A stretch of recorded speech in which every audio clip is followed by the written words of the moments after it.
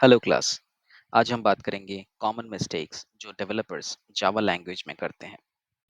पहला टॉपिक है string concatenation in a loop, यानी कि जब किसी फॉर लूप या व्हाइल लूप में आप स्ट्रिंग कॉन्कैटिनेट करते हैं और स्ट्रिंग कॉन्कैटिनेट करने का तरीका क्या सही होना चाहिए और क्या गलत यूज करते हैं उस पर बात करेंगे। आपके सामने एक कोड है। जब हम बात कर रहे हैं तो हम लाइन 2, 3, 4, 5 पे फोकस करेंगे जो कि फॉर लूप के लिए इंपॉर्टेंट है। वैसे ये फॉर लूप कर क्या रहा है? ये एक लिस्ट ऑफ वर्ड्स ले रहा है और एक एक करके आइटरेट करके उनको जोड़ता चला जा रहा है और बीच में अंडरस्कोर लगाता चला जा रहा है। अंडरस्कोर यानी एक डैश की तरह जो नीचे लिखा होता है। हालांकि स्ट्रिंग कॉन्कैटिनेशन अगर प्लस लगा के किया जाए तो इससे काफ़ी ज़्यादा टेम्पररी स्ट्रिंग्स बनती जाएगी मेमोरी में और बहुत ज़्यादा कंप्यूट इंटेंसिव है, यानी बहुत ज़्यादा प्रोसेसिंग टाइम लगता है, क्योंकि हर ऑपरेशन में जितनी बार ये फॉर लूप चलेगी हर एक कैरेक्टर को कॉपी किया जाएगा रिपीटेडली और फिर उसे नया स्ट्रिंग बनाया जाएगा। क्योंकि हमें पता है स्ट्रिंग एक इम्यूटेबल है, इसीलिए एक बार जो स्ट्रिंग बन गई उसमें तो चेंजेस हो नहीं सकते हैं। लेकिन अगर उसमें किसी और चीज़ को ऐड करना है तो क्या होगा? जो 2 स्ट्रिंग को ऐड करना है उसके लिए तीसरी स्ट्रिंग बनेगी और दोनों स्ट्रिंग से कैरेक्टर्स को बारी-बारी से कॉपी किया जाएगा। इसलिए मेमोरी में फिर 3 स्ट्रिंग्स बने रहेंगे। एक रनिंग एग्जांपल से समझते हैं। सपोज जो लिस्ट ऑफ वर्ड्स हमने दिया है मेथड को, उसमें कंटेंट्स हैं अमिताभ, सुनील, कुंदन, अमित। ये 4 वर्ड्स हैं।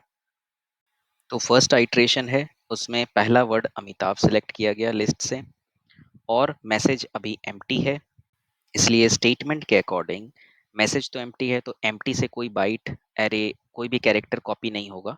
बट उसके बाद क्या था? Message plus underscore plus word. तो अंडरस्कोर एक नए जगह पे कॉपी हुआ हीप में और वर्ड में अमिताभ था तो अमिताभ के सारे लेटर्स एक एक करके कॉपी हो करके वो बन गए अंडरस्कोर अमिताभ। और अब इस नए स्ट्रिंग को मैसेज नाम का वेरिएबल पॉइंट करने लगेगा, इसलिए हमने एरो से दिखाया है कि फाइनली पहले आइट्रेशन जैसे ही खत्म होता है तो मैसेज का वेरिएबल अंडरस्कोर अमिताभ को पॉइंट कर रहा है। अब है सेकेंड आइट्रेशन। इसमें लिस्ट से सेकेंड वर्ड उठेगा जो कि है सुनील, जिसको अंडरलाइन से दिखाया है हमने। अब वर्ड वेरिएबल सुनील को पॉइंट कर रहा है हीप में, न कि अमिताभ को। बट अमिताभ वो वर्ड अभी भी हीप में रहेगा, ये इंपॉर्टेंट चीज है। और मैसेज वेरिएबल किसको पॉइंट कर रहा था पिछले आइट्रेशन से? अंडरस्कोर अमिताभ। तो अब क्योंकि कॉन्कैटिनेशन करना है तो हमने लिखा था message plus underscore plus word. तो अब मैसेज में क्या क्या चीजें हैं? अंडरस्कोर अमिताभ, तो ये सीधा सीधा किसी एक जगह हीप में कॉपी हो गया, फिर अंडरस्कोर लग गया और फिर वर्ड जिसको पॉइंट कर रहा था वो चला गया, यानी कि बन गया अंडरस्कोर अमिताभ अंडरस्कोर सुनील। अब जैसा कि हमने पिछले आइट्रेशन में किया था, अब भी नया मैसेज, जो नया स्ट्रिंग बना मैसेज वेरिएबल, उसको पॉइंट करने लगेगा, जैसे कि आप स्क्रीन में देख पा रहे हैं। अब देखते हैं थर्ड आइट्रेशन। अब वर्ड वेरिएबल तीसरे वर्ड को उठाएगा, कुंदन। अब आप देखिएगा मैसेज किसको पॉइंट कर रहा है? Underscore Amitabh underscore Sunil. अब फॉर्मूला में क्या था? Message plus underscore plus word. तो मैसेज के जितने कैरेक्टर्स हैं वो कॉपी हो गए एक जगह पे, फिर उसमें अंडरस्कोर लग गया और फिर कुंदन वर्ड उसमें ऐड हो गया, यानी कि फुल एंड फाइनल अब क्या बना? Underscore Amitabh underscore Sunil underscore Kundan. और अब मैसेज वेरिएबल इस नए स्ट्रिंग को पॉइंट करने लगेगा। अब क्विकली देखते हैं फोर्थ आइट्रेशन, जिसमें लास्ट वर्ड है अमित। अब ये कॉपी होकर के फाइनली अब आपको समझ में आ गया होगा कि फाइनल मैसेज जो वेरिएबल है वो किसको पॉइंट करेगा। अब आप समझ रहे होंगे कि ये प्रॉब्लम तो सॉल्व कर रहा है हमारा, क्योंकि हमें लिस्ट ऑफ वर्ड्स को जोड़ना था अंडरस्कोर से, तो वो तो कर दिया इसने, जो फाइनल बन गया स्ट्रिंग। लेकिन इसको करने के प्रोसेस में अब आप देखिए स्क्रीन में आपको हीप में कितनी सारी ऐसी स्ट्रिंग्स दिख रही होगी जिसका यूज करना ही नहीं है अब हमें। साथ में एक और बात नोटिस कीजिए कि सेम कैरेक्टर्स डुप्लीकेट कॉपी हो रही है हर बार जब भी हम स्ट्रिंग कॉन्कैटिनेट कर रहे हैं, तो ये एक वेस्टेज ऑफ मेमोरी है। और प्लस जब हम कॉपी करते हैं एक दूसरे हीप लोकेशन में तो उसमें भी टाइम कंज्यूम होता है। इसीलिए ये पूरा जो तरीका है ये इनएफिशिएंट कहते हैं इसे। अब बात करते हैं सॉल्यूशन की। तो जब भी स्ट्रिंग कॉन्कैटिनेशन करना है हमें तो कभी भी प्लस या डॉट कॉनकैट ऑपरेटर यूज नहीं करना है हमें, हम स्ट्रिंग बिल्डर यूज कर सकते हैं। अगर आपको कोड चाहिए पूरा तो वो गिटहब में मैं डाल चुका हूँ, उसका लिंक डिस्क्रिप्शन बॉक्स में है। अब सेकंड टॉपिक है how to check if collection is empty. अगर कोई कलेक्शन चेक करना है कि वो एम्प्टी है कि नहीं, तो जावा में कैसे करेंगे।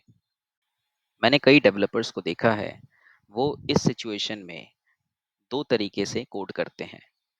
अगर उनको कलेक्शन चेक करना है कि वो एम्प्टी है कि नहीं, तो कई लोग डॉट साइज ऑपरेटर यूज कर लेते हैं, मेथड, यानी कलेक्शन पे डॉट साइज मेथड लगा के चेक करते हैं कि वो जीरो है कि नहीं। और कुछ लोग यूज करते हैं collection dot is empty method. हमें कलेक्शन डॉट साइज यूज नहीं करना है अगर हम एम्प्टी चेक करना चाहते हैं, क्योंकि साइज मेथड क्या करता है, उसमें ये लॉजिक लिखी होती है कि वो एलिमेंट्स को काउंट करता है एक्चुअली में। तो इन केस लिस्ट अगर एम्प्टी नहीं है तो वो तब तक नहीं रुकेगा जब तक उसे सारे एलिमेंट्स काउंट न कर लिए हो। तो क्या है बेटर तरीका, वो हम करेंगे इज एम्प्टी मेथड यूज करके, क्योंकि इज एम्प्टी मेथड सिर्फ पहले एलिमेंट को चेक करता है। If there is at least one element, इसका मतलब वो एम्प्टी नहीं है। अगर एक भी एलिमेंट है उस कलेक्शन में, यानी कि वो एम्प्टी नहीं है। तो इज एम्प्टी मेथड यही लॉजिक चेक करता है कि एक एलिमेंट अगर है तो सीधा बता दो, और इसलिए ये एफिशिएंट है। थर्ड टॉपिक है बिना बफर स्ट्रीम यूज किए अगर हम स्मॉलर अमाउंट में रीड राइट करते हैं तो इससे क्या इम्पैक्ट पड़ता है और ये इनएफिशिएंट वे क्यों है। एक जावा कोड स्क्रीन पे आपके दिख रहे हैं, जिसमें हमने बस इतना किया है कि इस मेथड को दो आर्ग्यूमेंट पास किया है, एक सोर्स और एक टारगेट पाथ।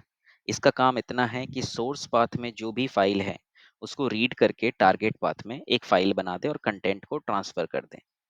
अब कंटेंट को ट्रांसफर करने के दो तरीके, या तो आप एक बाइट पढ़ो डिस्क से और फिर एक बाइट डिस्क में लिख दो। इस तरह से आप करते चलो जो कि ये कोड कर रहा है। तो आपको भी पता है कि फिजिकल डिस्क यानी कि जो हार्ड ड्राइव है, उसमें हर बार डिस्क आईओ यानी इनपुट आउटपुट करने पे हमें ज़्यादा टाइम कंज्यूमिंग होता है और परफॉर्मेंस हिट होती है। जी हाँ, ये एक इनएफिशिएंट वे है। इतना आपको अब समझ में आ गया है। बट अब बात है कि सॉल्यूशन क्या है। फिर हमें ये करना होगा कि हम बार बार डिस्क से रीड और राइट ना करें, एक कुछ डेटा पॉइंट्स या कुछ बाइट्स हम इकट्ठा कर लें मेमोरी में, जिसको बफर कहते हैं, और फिर जब बफर भर जाए या एक पर्टिकुलर टाइम पे फिर हम एक साथ मल्टीपल बाइट्स राइट कर दें। तो देखते हैं बफर के साथ कोड कैसे लिखा जाएगा। इस सॉल्यूशन वाले कोड में हमने इतना किया है कि जो फाइल इनपुट स्ट्रीम है उसके अराउंड हमने एक बफर्ड इनपुट स्ट्रीम क्लास को इंस्टेंशिएट किया है। इसका मतलब ये कि जब भी फिजिकल डिस्क से डेटा रीड की जाएगी उसे बफर में रखा जाएगा, और रीड भी एक एक करके ये नहीं करता, ये इकट्ठा हो सकता है किलो बाइट्स में डेटा रीड कर ले। अगर आपका फाइल उतना ही बड़ा है तो ये एक अच्छा खासा अमाउंट ऑफ डेटा यानी किलो बाइट्स में मेमोरी में रख लेता है, यानी जिसे हम बफर कहते हैं। और फिर जब हम व्हाइल लूप के अंदर इनपुट स्ट्रीम डॉट रीड कर रहे हैं, उस समय वो फिजिकल डिस्क से रीड नहीं करेगा, वो बफर से रीड करेगा। अगर बफर में डेटा है तो वो बफर से रीड कर लेगा। और सिमिलरली व्हाइल राइटिंग, अब राइटिंग ऑपरेशन में भी हमने क्या किया है, फाइल आउटपुट स्ट्रीम के चारों तरफ हमने एक बफर्ड आउटपुट स्ट्रीम क्रिएट कर दिया। इससे क्या होगा, जो भी हम os डॉट राइट ये मेथड जो कॉल कर रहे हैं व्हाइल लूप के अंदर, वो बफर में लिख रहा होगा, न कि एक्चुअली डिस्क में। अब एक्चुअल डिस्क में कब जाएगा, जब बफर फुल हो जाएगा, या तो जब हम मेथड से बाहर आ जाएंगे, यानी कि मान लो उस मेथड से रिटर्न हो गए, तब वो बफर फ्लश हो जाएगी। जब हम क्लोज करते हैं स्ट्रीम्स को बेसिकली, यानी कि या तो स्ट्रीम जब क्लोज हो जाए तब फ्लश आउट होगा, या जब बफर भर जाए तब क्लोज आउट होगा। और तीसरा तरीका, आप मैनुअली भी फ्लश कर सकते हो बफर को। और एक इम्पॉर्टेंट बात, जब भी आप इस तरह के स्ट्रीम्स का यूज़ करें, बफर स्ट्रीम, इनपुट स्ट्रीम, तो इसको ज़रूर से क्लोज करें। अदरवाइज बफर में जो चीज़ रह गई वो फिर फाइनली फ्लश नहीं हो पाएगी, तो डेटा लॉस होने के चांसेस हो सकते हैं। हमारा अगला टॉपिक है over use of wrapper for primitives. Java में 8 तरह के प्रिमिटिव्स हैं। इंट, लॉन्ग, बूलियन, कैर, ऐसे टोटल 8 है। उनको हम प्रिमिटिव्स कहते हैं। और जब हम किसी क्लास का यूज करते हैं, जैसे इंटीजर, आई कैपिटल और इंटीजर लिखा हमने, तो वो रैपर क्लास हो गया। ओवर यूज का क्या मतलब है? इसका मतलब ये कि अननेसेसरी, जहां जरूरत नहीं है वहां भी अगर हम रैपर्स लिखने लगे तो ये इनएफिशिएंट वे है। जैसे कि स्क्रीन पे दो स्टेटमेंट्स दिख रहे हैं, जिसमें हम 1000 नंबर में एक 1 ऐड करना चाहते हैं। तो आप देख के बताएं कि इन दोनों स्टेटमेंट से कौन सा ज़्यादा एफिशिएंट है और कौन सा इनएफिशिएंट। तो पहला स्टेटमेंट जो है, जो ग्रीन कलर्ड मार्क्ड है, वो एफिशिएंट है दूसरे की तुलना में। अब समझते हैं कि दूसरा स्टेटमेंट जो है वो क्यों इनएफिशिएंट है। जो रैपर क्लासेस होते हैं, फॉर एग्जांपल जो स्क्रीन में दिख रहा है येलो मार्क्ड इंटीजर आई कैपिटल, ये रैपर क्लास है इंट का। तो इसका मतलब है कि इसको जब भी इंस्टेंशिएट करेंगे एक ऑब्जेक्ट बनेगा हीप में। दूसरा ये कि जो भी ऑपरेशन हम करेंगे रैपर क्लासेस के साथ, वो सिर्फ रैपर क्लास के साथ ही कंपैटिबल होगा। तो इसका मतलब अगर हमने प्रिमिटिव्स यूज कर लिया, यानी नॉर्मल इंट यूज कर लिया, लॉन्ग यूज कर लिया, तो जावा ऑटो बॉक्सिंग फीचर प्रोवाइड करता है। वो ये कहता है कि डेवलपर को इतनी मेहनत नहीं करनी, जेवीएम खुद देखेगा कि अगर इनमें पूरे इक्वेशन में कहीं भी यूज हुआ है अगर रैपर क्लास, तो मैं सबको रैपर बना दूंगा जो भी कन्वर्टेबल है। तो इसको कहते हैं ऑटो बॉक्सिंग। हालांकि इस काम को करने के लिए एक्स्ट्रा कंप्यूटेशन चाहिए। और दूसरा पॉइंट मैंने पहले ही बताया कि जब भी कोई ऑब्जेक्ट बनता है वो तो हीप में जाएगा। तो प्रिमिटिव्स को रैप करके हमने हीप में एलोकेशन कर दी मेमोरी की। ये प्रॉब्लम और भी कॉम्प्लेक्स हो जाता है जब एरे यूज हो जाती है। अब आपको पता है कि प्रिमिटिव्स के लिए जब एरे यूज होगा तो वो कंसेक्यूटिव मेमोरी लोकेशन में स्टोर करेगा डेटा को। लेकिन अगर यही काम रैपर क्लासेस के लिए हुआ तो आपको भी पता है कि ऑब्जेक्ट्स हीप में कहीं भी बन सकते हैं, बट उनके एड्रेसेस को फिर एरे में स्टोर किया जाएगा। तो यानी कि अगर एरे से कोई आइटम निकालनी पड़ेगी तो वहां डबल रेफरेंसिंग की जरूरत पड़ेगी। पहले एरे से वैल्यू निकलेगा उस एड्रेस का, फिर उस एड्रेस को एक्सेस करके वो ऑब्जेक्ट मिलेगा। इसीलिए अगली बार रैपर क्लासेस यूज करने के समय आप एक बार इन पॉइंटर्स को जरूर ध्यान दें और सोचें कि इतनी कॉम्प्लेक्सिटी की ज़रूरत है तो ही यूज़ करें, अदरवाइज प्रिमिटिव्स यूज़ करें। अगला टॉपिक है क्रिएटिंग लॉग मैसेजेस। मैंने कई बार डेवलपर्स को देखा है ये दो तरीके के फ्लेवर यूज़ करते हुए। एक तरह के डेवलपर्स वो ये यूज़ करते हैं कि लॉगर डॉट डीबग और उसके अंदर प्लस के यूज़ करके सारा स्ट्रिंग कॉन्कैटिनेट करते जाते हैं। दूसरे तरह के डेवलपर्स लॉगर फ्रेमवर्क का दिया हुआ सिंटेक्स यूज करते हैं, जो कि कर्ली ब्रेसेस का यूज करते हैं, जो कि लास्ट लाइन दिया हुआ है। अब आप मुझे बताइए कि इन दोनों तरीकों में कौन सा ज्यादा बेटर है। वैसे आपने गेस कर लिया होगा। अब रीजन समझते हैं ऐसा क्यों है। ये जो लास्ट लाइन है जिसमें कर्ली ब्रेसेस वाला फॉर्मेट यूज किया है, ये ज्यादा एफिशिएंट होगा पहले वाले की तुलना में।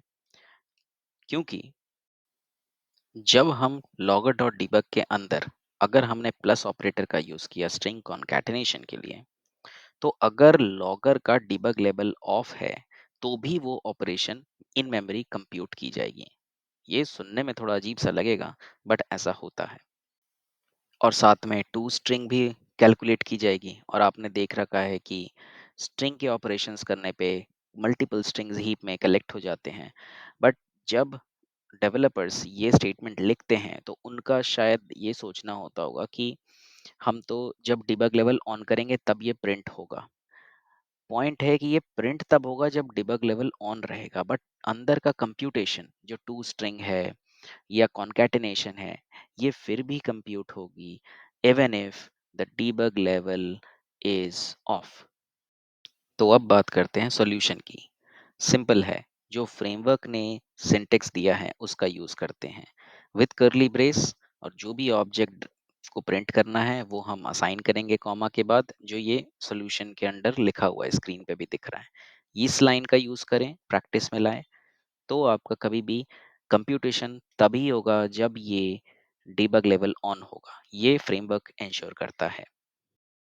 और अगर फिर भी आपको कॉन्कैटिनेशन करना ही है और प्लस इनपुट्स ऐसे देना है जो पहला वाला वर्जन है लॉगर डॉट डीबग में प्लस ऑपरेटर के साथ, तो आप उसको एक इफ कंडीशन के अंदर लिखें, जिसमें कंडीशन ये होगा कि अगर लॉग का डीबग इनेबल्ड है तो ही ये कंप्यूट हो, तो ये काम कर जाएगा।